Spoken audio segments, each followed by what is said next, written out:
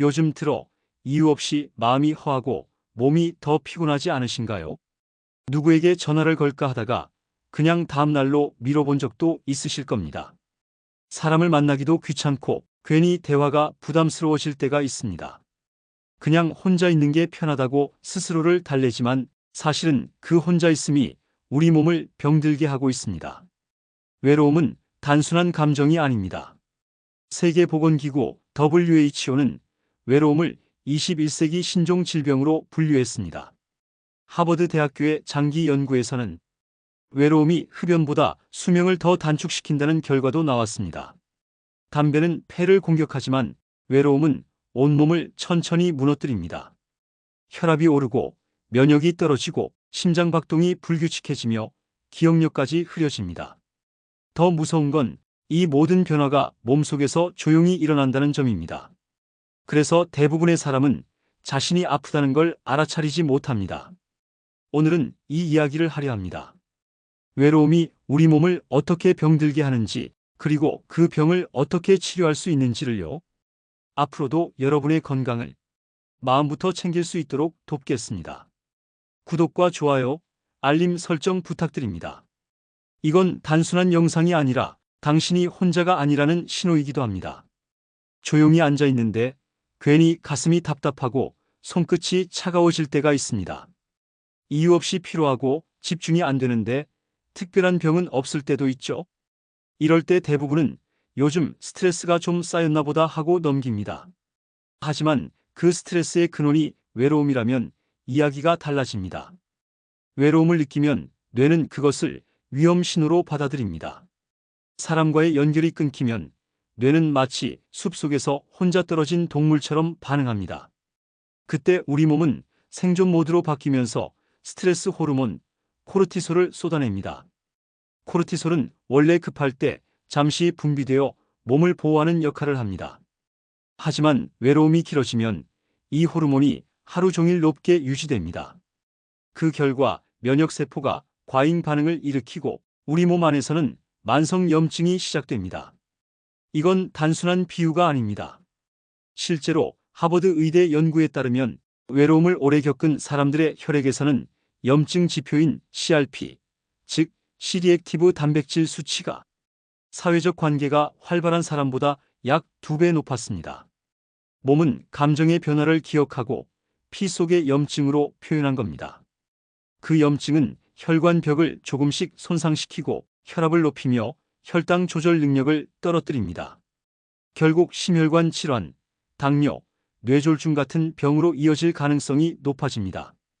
그래서 의학자들은 외로움을 침묵의 염증 질환이라고 부릅니다. 또 하나 흥미로운 건 이 염증 반응이 단순히 몸의 문제로 끝나지 않는다는 점입니다. 면역세포는 감정과 기억을 담당하는 뇌의 해마에도 영향을 미칩니다. 즉, 외로움은 몸의 염증을 만들고 그 염증이 다시 감정을 더 무겁게 합니다. 몸과 마음이 서로를 병들게 하는 악순환이 만들어지는 겁니다. 특히 50대 이후에는 이 반응이 훨씬 강하게 나타납니다. 호르몬 균형이 바뀌고 회복력이 떨어지기 때문입니다. 젊을 때의 스트레스는 하룻밤 자면 사라지지만 나이 들어 겪는 외로움은 몸속에서 염증의 기억으로 남습니다. 이건 단순히 외롭다고 느끼는 게 아니라 몸이 실제로 위험한 상황에 노출되었다고 판단하는 것입니다. 즉, 외로움은 마음의 문제가 아니라 몸 전체가 싸우는 생리적 반응입니다. 나는 괜찮다, 혼자 있는 게 익숙하다. 이렇게 말하는 분들도 계시죠. 하지만 몸은 그렇게 생각하지 않습니다. 몸은 여전히 사람 사이의 온기를 찾고 있습니다. 이건 의지나 성격의 문제가 아닙니다. 인간이라는 존재가 그렇게 만들어졌기 때문입니다. 함께 있을 때 안정되고 따뜻한 말 한마디에 면역세포가 반응하도록 설계된 존재. 그래서 외로움은 단순한 감정이 아니라 눈에 보이지 않는 염증으로 나타나는 진짜 질병의 시작점입니다. 담배가 건강에 해롭다는 건 모두 알고 계십니다. 하지만 외로움이 담배보다 더 위험하다는 말은 다소 낯설지요. 실제로 이런 표현은 단순한 비유가 아니라 수많은 연구에서 나온 통계적인 결과입니다. 2015년 영국 유니버시티 칼리지 런던 연구팀은 30만 명이 넘는 사람을 장기 추적했습니다. 그 결과 외로움을 자주 느끼는 사람의 조기 사망 위험이 29% 높다는 결론을 냈습니다. 이는 하루 15개비의 담배를 피우는 사람과 비슷한 수준이었습니다. 하버드대 연구에서도 비슷한 결과가 나왔습니다. 사회적 고립이 심한 사람들은 혈관 수축과 심박수 불균형이 지속되어 심근경색, 뇌졸중, 당뇨 합병증이 훨씬 더 많이 발생했습니다. 외로움이 혈관을 서서히 닫아버리는 느린 독처럼 작용한 겁니다. 담배는 폐를 공격하지만 외로움은 온몸을 공격합니다. 담배는 피를 탁하게 만들지만 외로움은 피를 뜨겁게 만들어 혈관벽을 손상시킵니다. 이건 눈에 보이지 않아서 더 위험합니다. 난 담배는 안 피워서 괜찮다는 말이 통하지 않는 이유입니다. 또 하나의 차이점은 회복력입니다. 흡연은 끊으면 회복이 시작되지만 외로움은 끊을 상대가 없습니다. 담배는 물리적으로 멀어지면 되지만 외로움은 마음속에서 계속 이어집니다.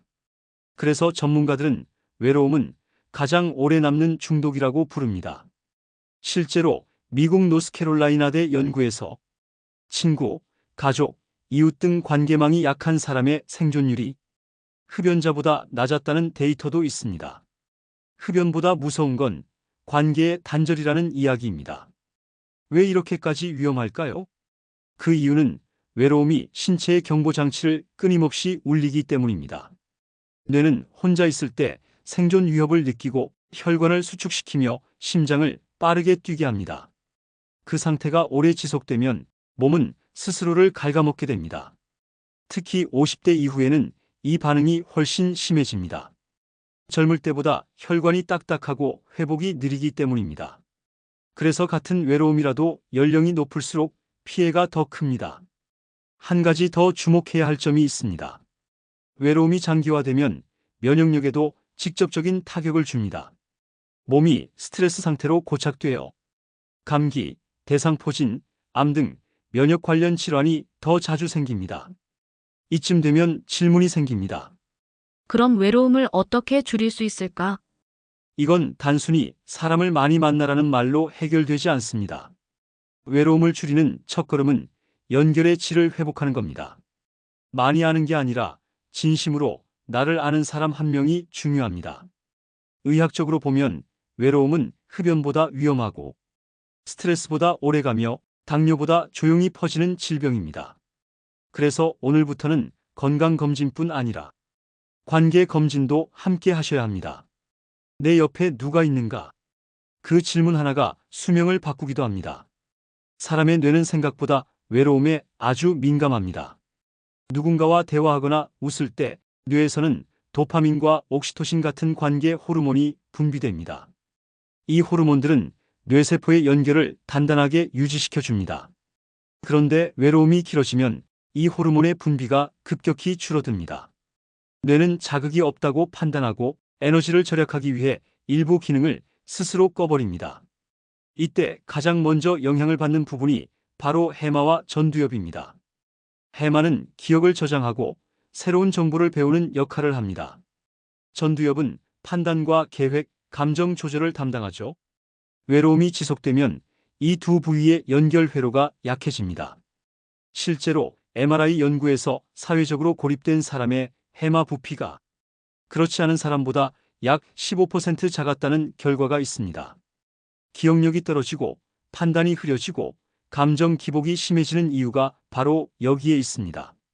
즉, 외로움은 단순히 기분이 가라앉는 상태가 아니라 뇌가 구조적으로 위축되는 과정입니다. 밤에 잠을 설칠 때가 많아지는 것도 같은 이유입니다. 외로움은 수면 호르몬인 멜라토닌 분비를 방해합니다. 수면의 질이 떨어지면 뇌가 낮 동안 쌓인 노폐물을 제대로 배출하지 못합니다.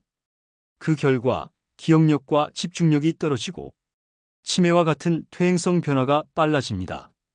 하버드대 노화연구소에서는 외로움이 60세 이상 노인의 인지 기능 저하 위험을 2배 이상 높인다고 밝혔습니다. 혼자 있는 시간이 길수록 뇌가 관계 자극을 받지 못해 회로가 무뎌지기 때문입니다. 뇌는 근육과 비슷합니다. 사용하지 않으면 위축되고 자극이 없으면 약해집니다. 친구와의 대화, 가족과의 웃음, 이런 작고 단순한 자극이 바로 뇌를 움직이는 운동입니다. 문제는 외로움이 이런 뇌의 변화를 조용히 일으킨다는 점입니다. MRI로 보기 전까지는 아무도 알아차리지 못합니다. 기억이 흐려지기 시작하고 말수가 줄고 새로운 일을 귀찮아하기 시작할 때, 그건 단순한 성격 변화가 아니라 뇌가 외로움에 반응하는 신호일 수 있습니다. 그래서 요즘 의학자들은 외로움을 보이지 않는 치매 촉진제라고 부릅니다. 실제로 치매 환자 중 상당수가 질병이 시작되기 전 몇 년간 사회적 고립을 경험했다고 보고했습니다. 이건 놀라운 사실이 아니라 어쩌면 너무 당연한 결과일지도 모릅니다. 우리는 관계를 통해 기억을 만들고 감정을 통해 사고를 확장하는 존재이니까요. 뇌는 사람의 목소리와 눈빛을 먹고 자랍니다. 그걸 잃으면 뇌는 천천히 자신을 접기 시작합니다. 기억의 길이 좁아지고 생각의 문이 닫히는 겁니다. 그래서 외로움은 단순한 마음의 외상이 아니라 뇌의 구조를 바꾸는 질병입니다. 그리고 그 변화는 조용하지만 분명하게 진행됩니다. 심장은 우리가 느끼는 감정을 가장 빨리 알아차리는 장기입니다. 기뻐도 놀라도 슬퍼도 심장은 그 순간 바로 반응합니다. 그래서 마음이 아프다는 말은 단순한 표현이 아닙니다. 의학적으로도 실제로 심장이 반응하고 손상되기 때문입니다. 사랑하는 사람을 잃었을 때 혹은 오랜 시간 혼자 지내며 느끼는 외로움 속에서 갑자기 가슴이 조여오고 숨이 가빠지는 경험을 한 분이 있습니다. 이걸 의학에서는 스트레스성 심근병증 또는 부서진 심장 증후군이라 부릅니다. 이 병은 실제로 심근경색과 비슷한 증상을 보입니다. 심장 근육의 일부가 수축을 멈추면서 심장이 제대로 피를 내보내지 못하게 됩니다. 심전도 검사에서는 심근경색처럼 보이지만 혈관이 막힌 건 아닙니다. 대신 심장을 조절하는 교감신경이 폭발적으로 활성화된 상태입니다. 특히 여성 시니어에게서 이 증상이 많습니다. 배우자나 가족의 부재 혹은 장기적인 고립감이 원인으로 작용합니다. 뇌가 느낀 슬픔과 외로움이 아드레날린, 노르아드레날린 같은 스트레스 호르몬을 한꺼번에 분출시키기 때문입니다. 이 호르몬들은 혈관을 급격히 수축시키고 심장의 전기 신호를 불안정하게 만들어 부정맥이나 협심증으로 이어질 수 있습니다. 문제는 이런 변화가 갑자기 찾아오지 않는다는 점입니다. 매일 조금씩 쌓이면서 심장은 점점 긴장된 상태로 굳어갑니다. 의사들은 이런 상태를 만성 교감신경 항진이라고 부릅니다. 쉽게 말해 몸이 늘 긴장 모드로 켜져 있는 겁니다. 외로움은 바로 그 상태를 만듭니다. 잠잘 때도 식사할 때도 몸은 늘 보이지 않는 경계의 태세를 유지합니다. 그 결과 심박수가 빨라지고 혈압이 오르며 혈관벽이 단단하게 굳습니다. 이게 장기적으로는 심근의 탄력성을 떨어뜨리고 심부전이나 심장마비의 위험으로 이어집니다. 실제로 미국 심장학회 연구에서는 외로움을 자주 느끼는 사람은 그렇지 않은 사람보다 심혈관 질환으로 사망할 확률이 32% 높다는 결과가 나왔습니다. 또한 외로움을 호소하는 노인의 절반 이상이 가슴 통증이나 두근거림을 경험했다고 합니다. 그중 상당수는 검사상 큰 이상이 없지만 심장은 이미 과로 상태에 들어가 있었던 겁니다. 심장은 단지 피를 보내는 펌프가 아닙니다. 우리 몸의 감정 기록 장치이기도 합니다.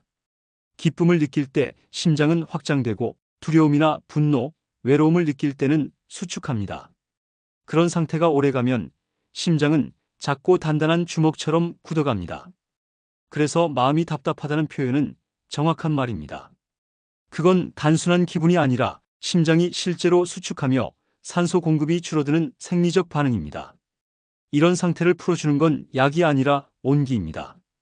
대화, 눈맞춤, 손을 잡는 동작, 이런 단순한 연결이 교감신경을 진정시켜 심장의 박동을 안정시킵니다. 한 사람의 목소리, 한 번의 웃음, 한 줄의 문자 메시지가 심장의 긴장을 풀어줍니다. 심장은 사람의 온기를 기억합니다.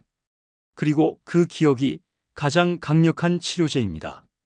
젊을 때의 외로움은 잠깐 스쳐 지나가는 바람 같습니다. 친구를 만나거나 일을 하거나 새로운 사람을 알게 되면 금세 잊혀지고 다른 감정으로 덮을 수 있습니다. 하지만 나이가 들면 그 외로움이 몸속에 오래 남습니다. 하루, 이틀의 감정이 아니라 신체의 기능 저하와 함께 쌓이는 생리적 외로움으로 바뀌기 때문입니다. 50대 이후부터는 감정 조절을 돕는 세로토닌과 옥시토신이 급격히 줄어듭니다.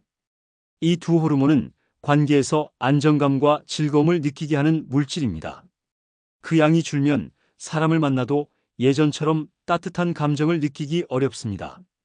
대화가 피곤해지고 웃음이 줄고 점점 사람보다 혼자가 편하다는 착각이 생깁니다. 그런데 바로 그 시점부터 몸은 빠르게 약해지기 시작합니다. 사회적 자극이 줄면 뇌의 회로가 느려지고 신경 전달 물질의 분비가 불균형해집니다. 쉽게 피로하고 기운이 없고 잠이 얕아집니다. 외로움이 정신이 아니라 몸의 리듬을 깨는 단계로 진입하는 겁니다. 이 시기의 외로움은 단순히 심심하다가 아닙니다. 뇌, 심장, 면역, 근육이 동시에 영향을 받습니다. 관계의 단절은 곧 움직임의 단절로 이어집니다. 사람을 만나러 나가지 않으면 몸을 쓸 일도 줄고 운동 부족이 겹치면서 근육이 빠르게 줄어듭니다. 이걸 사회적 근감소증이라고 합니다.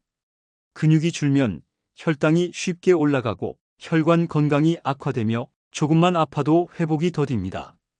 결국 외로움이 근육, 혈관, 뇌를 동시에 약하게 만드는 겁니다. 게다가 시니어 세대의 외로움은 단순한 생활 변화가 아니라 삶의 구조 변화에서 비롯됩니다. 은퇴 후 일상에서 역할이 사라지고 배우자나 친구를 잃는 경험이 늘어나며 자녀와의 대화도 줄어듭니다. 삶의 중심이 나로만 좁혀지면 세상과의 연결선이 끊어지기 시작합니다. 이건 마음의 문제라기보다 관계의 근육이 약해진 상태입니다. 오랫동안 쓰지 않으면 약해지는 것처럼 관계도 꾸준히 움직여야 유지됩니다. 대화를 나누고 약속을 잡고 새로운 자극을 주지 않으면 그 능력이 서서히 퇴화합니다. 외로움은 그렇게 조용히 노화를 가속화시킵니다. 하루의 리듬이 단조로워지고 감정의 폭이 줄며 몸의 회복력도 떨어집니다. 이 모든 게 연결되어 있습니다. 그래서 나이 들수록 외로움이 더 위험한 이유는 단순합니다. 젊을 땐 감정이 몸을 이기지만 나이가 들면 몸이 감정을 따라가기 때문입니다. 누군가와 대화할 때 생기는 미묘한 웃음, 식사 중에 작은 농담, 이런 순간들이 뇌와 심장을 동시에 자극합니다. 그 자극이 사라지면 몸은 스스로를 지키기 위해 다칩니다. 외로움을 두려워해야 하는 이유, 그건 마음이 약해져서가 아니라 몸이 그 외로움을 실제로 병처럼 받아들이기 때문입니다. 나이 든다는 건 더 쉽게 아프고 더 깊게 느끼는 시기입니다. 그래서 관계는 선택이 아니라 면역의 한 부분입니다. 외로움은 사람을 만나야만 사라지는 게 아닙니다. 먼저 하루의 리듬, 즉 루틴을 회복해야 합니다. 몸이 일정한 패턴으로 움직이기 시작하면 마음도 자연스럽게 안정됩니다. 뇌는 예측 가능한 일상에서 안정을 느끼도록 설계되어 있습니다. 매일 비슷한 시간에 일어나고 비슷한 시간에 밥을 먹고 작은 목표를 반복할 때 스트레스 호르몬이 줄고 도파민이 다시 분비됩니다. 외로움을 줄이는 첫걸음은 사람이 아니라 시간과 친해지는 것입니다. 누구를 만나기보다 내 하루를 스스로 정리하는 습관이 먼저입니다. 그게 바로 관계의 면역력을 다시 세우는 첫 처방입니다. 아침에 일어나면 커튼을 열고 햇빛을 10분만 쬐는 것만으로도 수면 호르몬과 각성 호르몬이 균형을 맞춥니다. 낮 동안 걷기나 가벼운 스트레칭을 꾸준히 하면 심장 박동이 안정되고 우울감을 줄이는 세로토닌이 증가합니다. 이런 루틴은 단순히 기분 전환이 아닙니다. 몸이 외로움에서 벗어나려는 물리적 신호입니다. 하루에 일정한 루틴이 생기면 뇌는 나는 아직 연결되어 있다는 신호를 받습니다. 그 작은 확신이 쌓이면 자신감이 회복되고 관계의 문을 열 용기가 생깁니다. 한 연구에서는 하루 루틴을 기록한 시니어 그룹이 우울 점수가 40% 이상 감소했습니다. 특히 일기나 감사 노트를 쓴 사람들은 수면 질과 집중력이 동시에 향상되었습니다. 나를 돌보는 시간 자체가 외로움을 치료하는 약이 된 겁니다. 중요한 건 거창한 계획이 아니라 작은 반복입니다. 하루 15분이라도 산책을 하고 5분이라도 스트레칭을 하고 잠들기 전 내일의 일정을 적는 것. 이런 사소한 행동이 뇌의 안정 회로를 다시 켭니다. 또 하나, 루틴은 타인과 연결될 수 있는 기반이 됩니다. 매일 같은 시간에 나가면 동네 카페 사장님과 인사를 나누고 산책길에서 마주치는 사람과 눈인사를 하게 됩니다. 이건 단순한 우연이 아니라 외로움이 줄어드는 사회적 루틴입니다. 외로움을 이기는 사람은 결국 하루를 지배하는 사람입니다. 시간을 잃은 사람이 가장 먼저 외로워집니다. 그래서 외로움의 해독제는 사람보다 리듬입니다. 몸의 시계가 안정되면 마음의 시계도 제자리를 찾습니다. 혹시 오늘도 혼자 식사를 하셨다면 그 시간만큼은 TV를 끄고 음식의 맛을 천천히 느껴보세요. 이건 단순한 식사가 아니라 나를 돌보는 루틴의 시작입니다. 외로움은 갑자기 사라지지 않습니다. 하지만 하루의 리듬을 되찾는 순간부터 몸은 그 외로움을 조금씩 밀어냅니다. 작은 루틴이 결국 약보다 강한 치료가 됩니다. 우리 몸의 면역세포는 단순히 바이러스나 세균만을 상대하지 않습니다. 사람의 감정, 대화, 관계에도 반응합니다. 그래서 관계는 약보다 강한 면역 자극이 됩니다. 옥스퍼드 대학교의 한 연구에서는 사회적 유대가 강한 사람일수록 혈중 면역세포 수치가 높고 염증 반응이 낮다고 보고했습니다. 또한 따뜻한 대화를 자주 나누는 사람은 백신 접종 후 항체 생성률이 더 높았습니다. 의학적으로도 사람의 온기가 몸의 방어 체계를 움직인다는 뜻입니다. 외로움이 몸을 병들게 하는 이유는 그 반대로 연결이 몸을 회복시키기 때문입니다. 누군가의 웃음소리, 손의 온기, 함께 걷는 발소리 하나에도 면역세포가 반응합니다. 우리 몸은 사람의 존재를 통해 나는 안전하다는 신호를 받습니다. 이건 단순한 심리적 위안이 아닙니다. 실제로 면역세포가 활성화되고 스트레스 호르몬이 낮아지며 혈압이 안정되는 생리적 변화가 일어납니다. 한마디로 사람 사이의 온기가 백신입니다. 특히 시니어 세대에게 관계는 선택이 아니라 필수 영양소에 가깝습니다. 나이가 들수록 몸의 회복 속도는 느려지고 감정의 진폭은 커집니다. 그래서 관계는 단순한 위로가 아니라 몸의 균형을 다시 잡아주는 조절 장치가 됩니다.